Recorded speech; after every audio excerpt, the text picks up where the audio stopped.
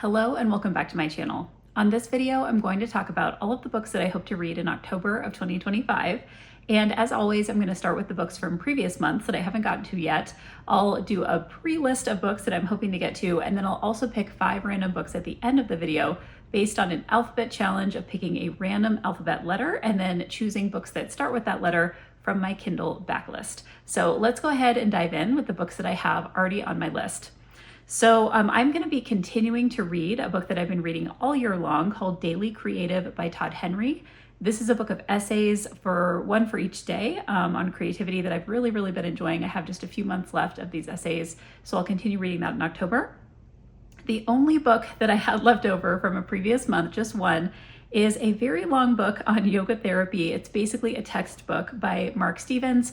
I continue to chip away at this, but I think it's like 500 plus pages long, and I'm just working my way through the material. So I'm actually hoping I might be able to finish this in October, but it's the only one I'm holding over from a previous month. All right, so let's talk about the other books that I have on my list.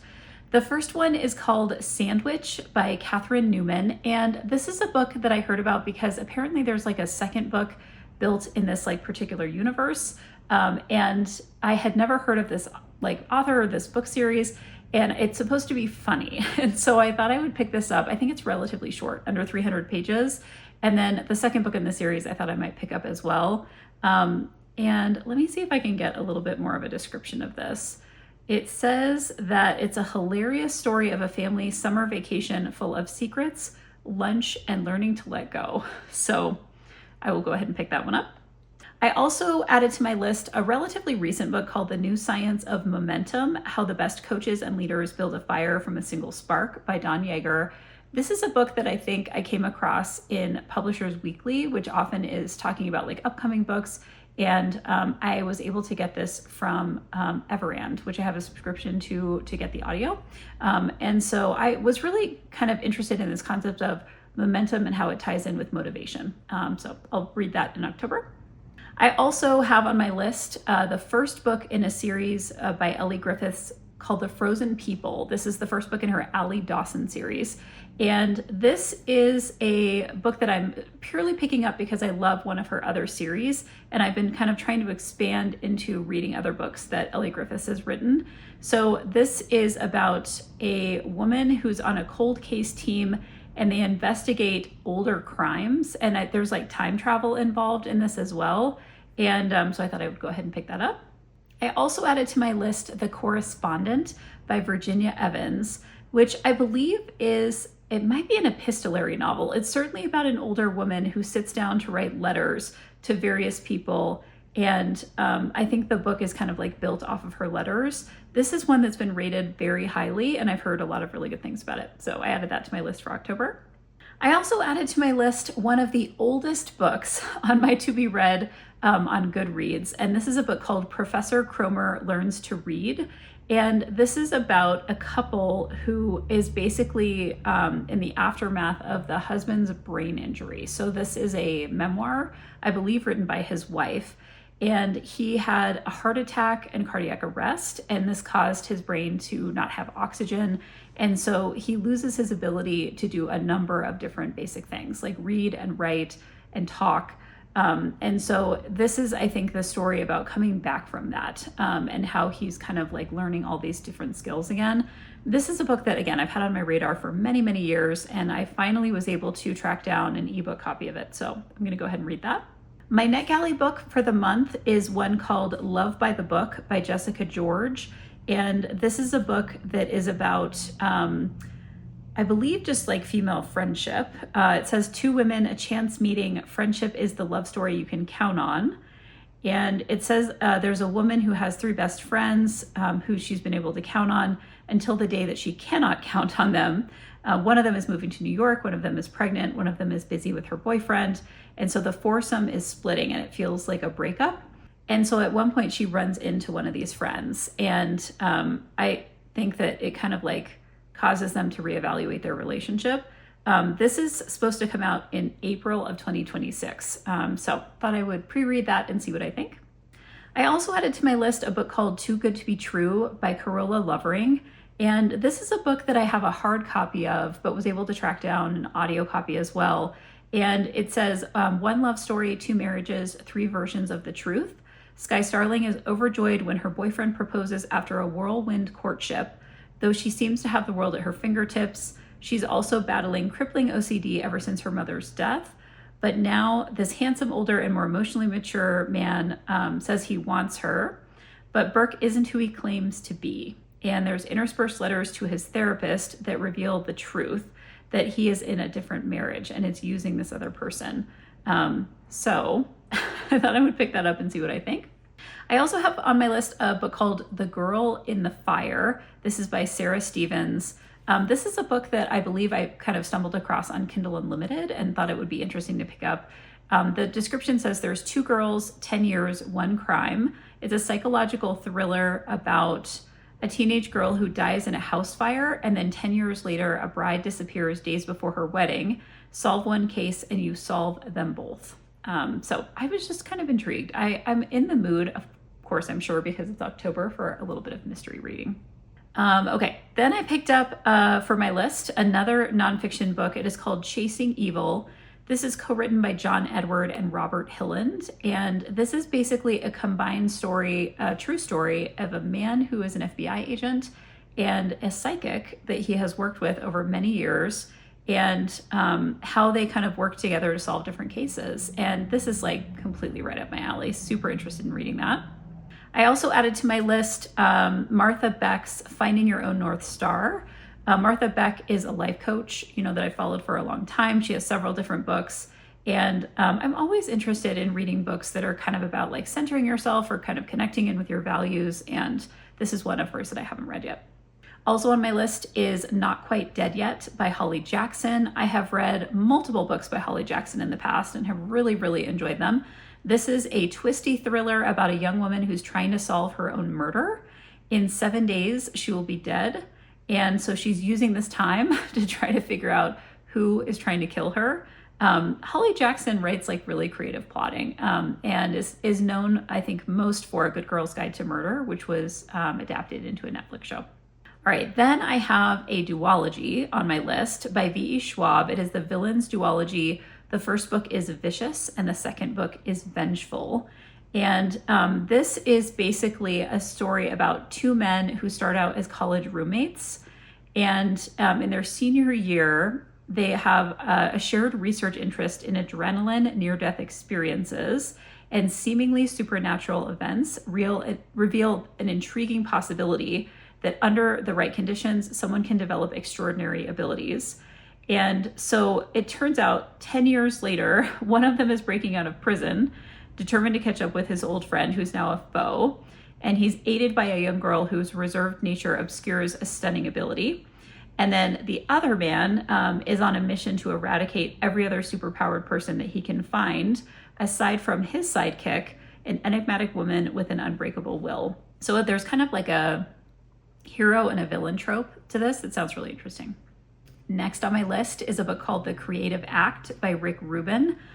This is a book that, again, I've had on my radar for a while. It's written by a music producer, and I think that this is kind of like a book of essays, basically, that he's written over many years about creativity, and I'm always up for reading more about creativity, so this is one that's been on my radar for a while. Also on my list is a novel called All the Ugly and Wonderful Things by Bryn Greenwood. This is a love story between 2 unlikely people and the hard-won relationship that elevates them above the Midwestern meth lab backdrop of their lives. This is a book about a woman who's the daughter of a drug dealer, and she's struggling to raise her younger brother. And I believe that she starts to become friends and maybe has, a romantic relationship with one of her father's thugs, basically, is how he's described, a tattooed ex-con with a heart of gold. This is also one that's had, pretty good ratings. I've seen it around for a while, so I thought I would pick that up. I'm also going to pick up the latest book by Kate Golden. It's called If Not For My Baby. This is about a rock star and his backup singer who begin to have a relationship.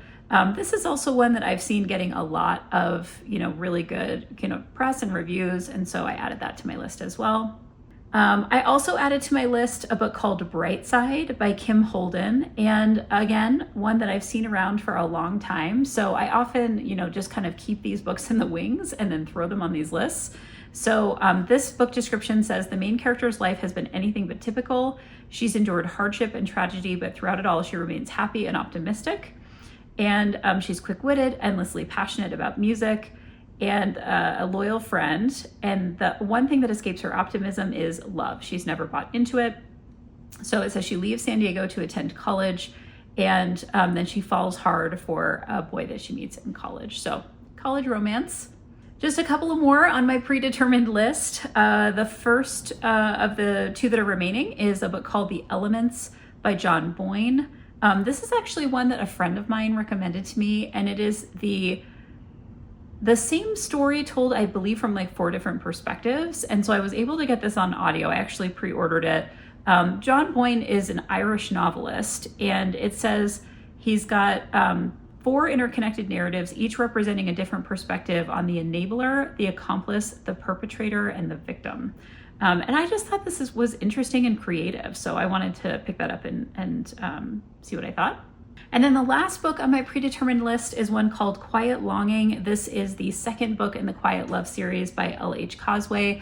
I read the first book and I really enjoyed it.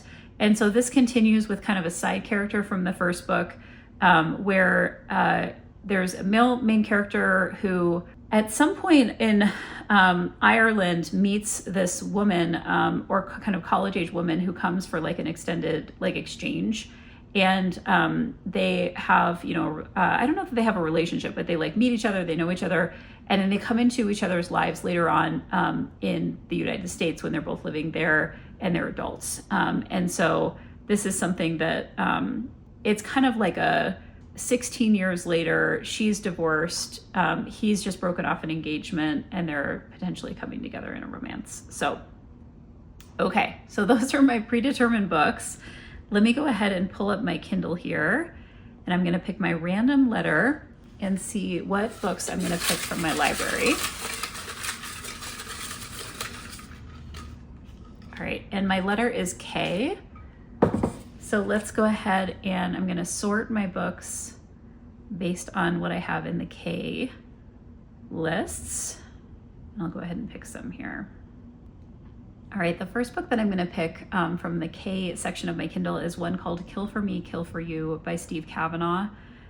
Steve Kavanaugh is an author that I have been reading and really enjoying.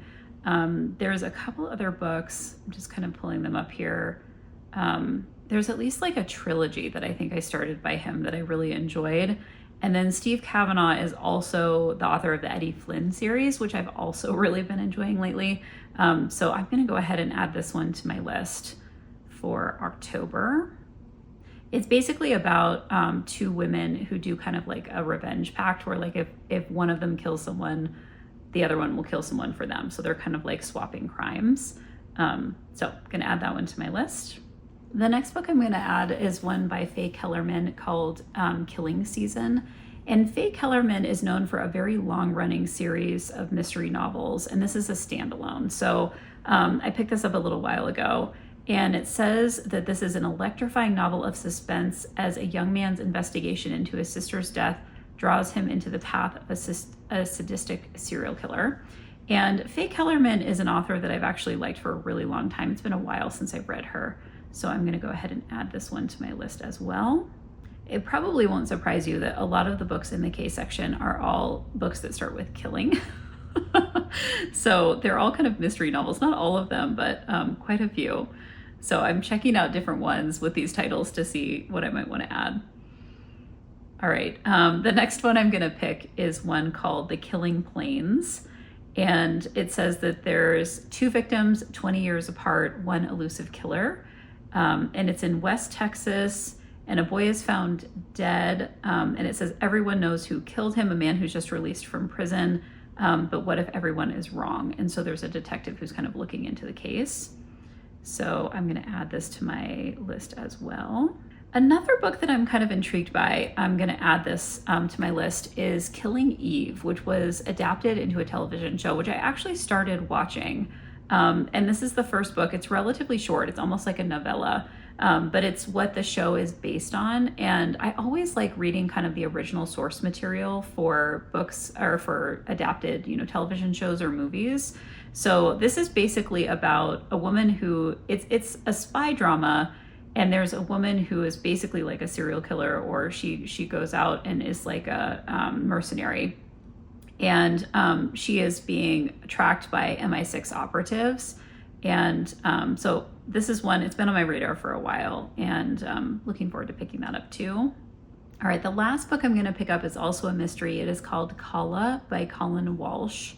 And this was considered a book of the year for NPR and like a bunch of other places. It's a mystery novel. And it says there's a seaside town in Ireland, and there are 6 teenagers who are kind of a friend group. And it's kind of like a back and forth in time. And so 15 years into kind of present day, there are human remains that have been discovered. And these friends are forced to kind of like confront their own roles within like the disappearance of Kala, the title character. And so it sounds like there's, I don't know if this is like, I mean, it's described as a thriller. So I'm going to go ahead and pick this one up as well. It looks really interesting. So a lot of mystery novels coming into my list for October. But given that it's October, kind of a spooky part of the year, I don't mind that at all. So those are my 5 additional K-books that I'm adding to my list for the month of October. And I hope you'll check back at the end of the month to see what I was actually able to get read in my TBR debrief video. Until then, happy reading.